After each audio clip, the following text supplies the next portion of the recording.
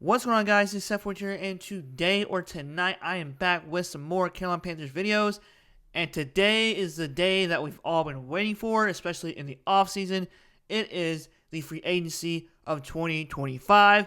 And at first, I was a little worried, but as you guys know, as a Carolina Panthers fan, I'm always overreacting. That's just how we are as a fan base. If you know, you know, because this year, I don't know what to expect from the defensive side, but honestly, I'm shocked with some of the signings that the Carolina Panthers and Dan Morgan, Brandon Tillis, and Dave Canales made in the free agency so far. As you guys know, earlier today that they signed J.C. Horn to a 4-year deal with the worth $100 million, which is crazy to even think about.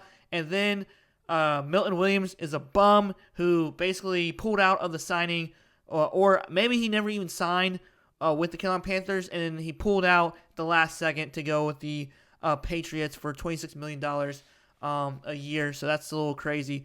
But still, but then I was a little worried after that because there wasn't many signings from the Carolina Panthers.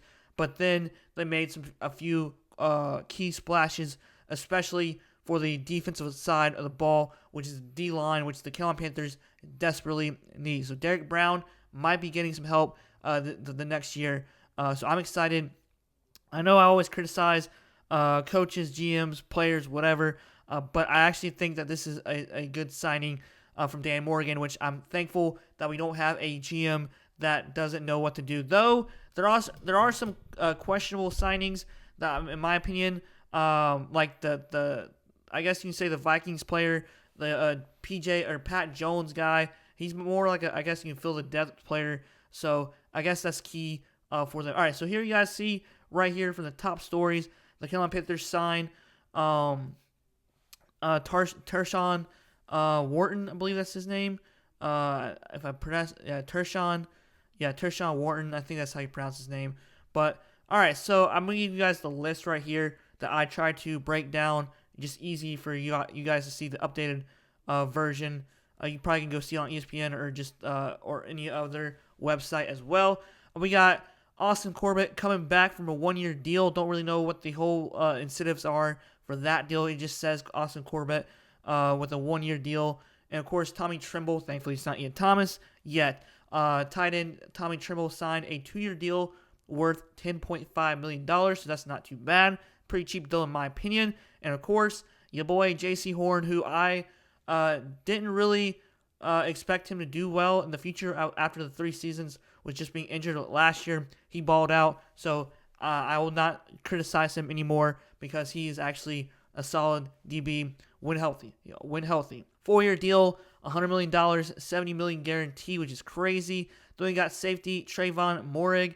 I think that this is also a really good signing from what fans on social media or people on social media say. So I'm just going to go with them on that one. And, of course, he signed a 3-year deal for worth $51 million. And, of course, a linebacker or a slash defensive edge rusher, Pat Jones, worth 2 years, $20 million. This is the one I was a little skeptical of.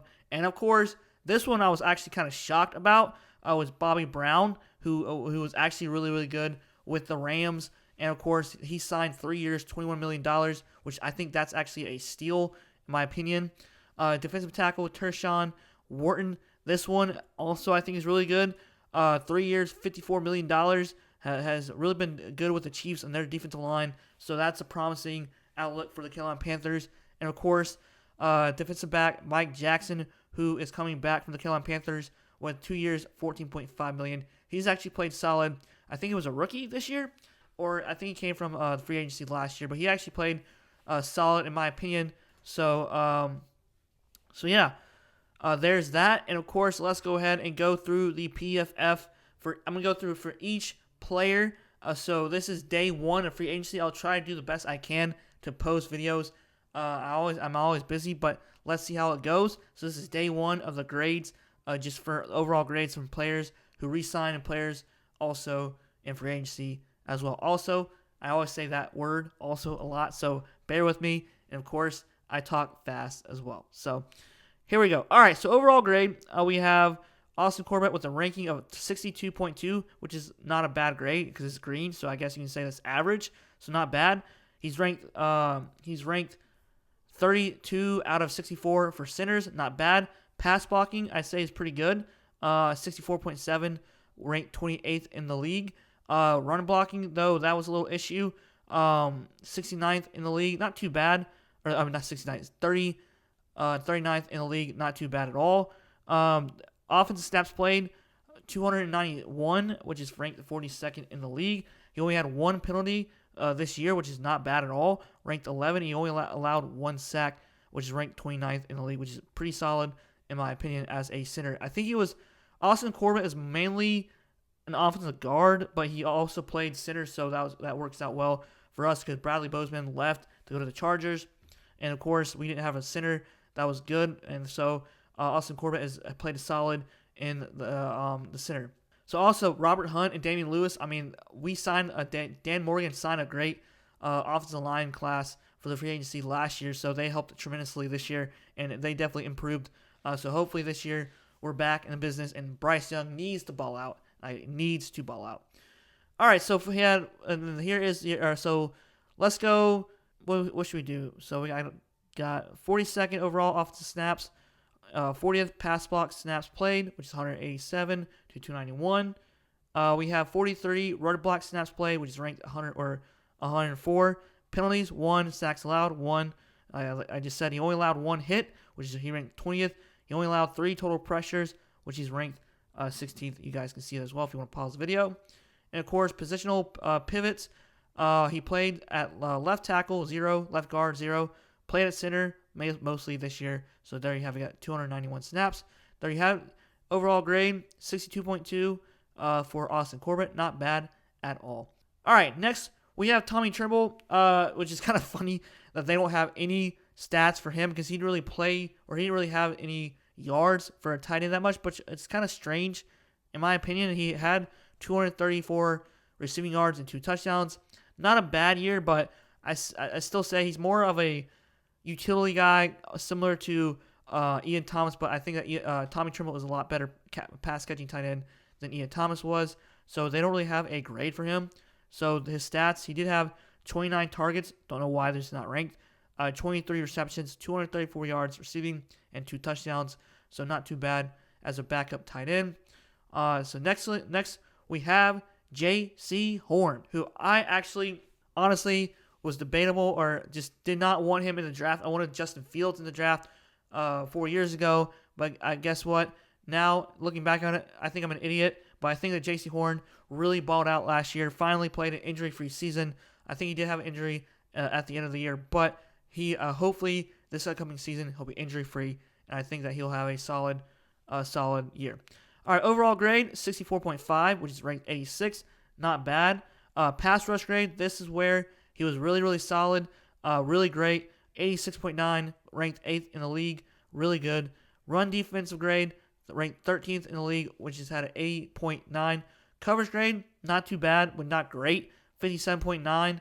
I guess it was like one-on-one, but he still did pretty good because a lot of quarterbacks did not throw towards him, which was a 57.9. Still not great, but what it is, what it is.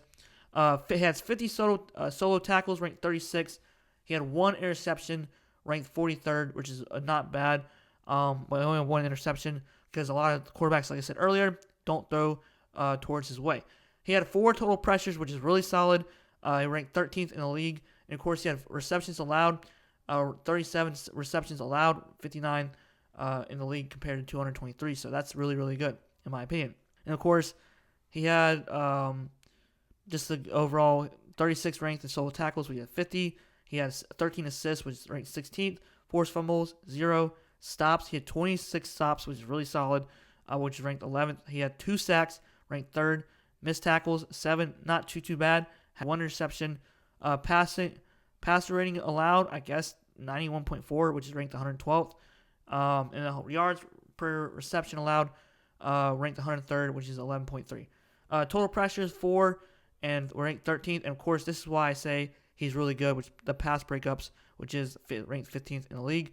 And he had receptions allowed, 59 in the league. Not bad. If you watch J.C. Horn play as a Carolina Panthers fan, if you watch him play in general, he's really good as a DB. And then of course people won't see that they see his stats, but they don't haven't really watched him play as a Carolina Panthers.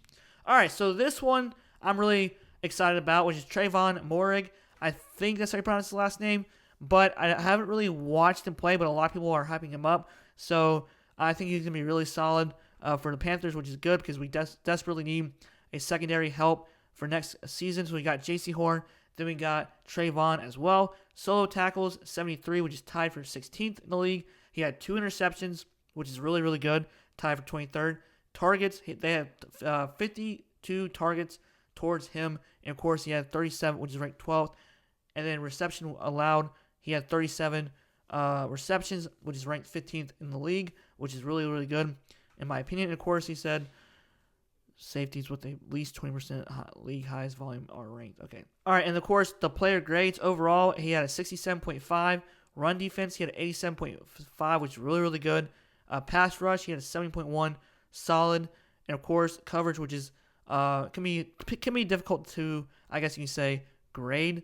So he had a 54.4. Of course, like we said before, I don't know why PFF does this with the different ways. But anyways, defense, solo tackles 73, assist 27, forced fumble 0. He had 29 stops, which is really solid.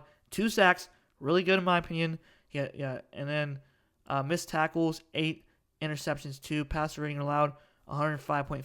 I don't really know what that means, but yards per reception, he only allowed 9.6 yard per reception. So there you have that.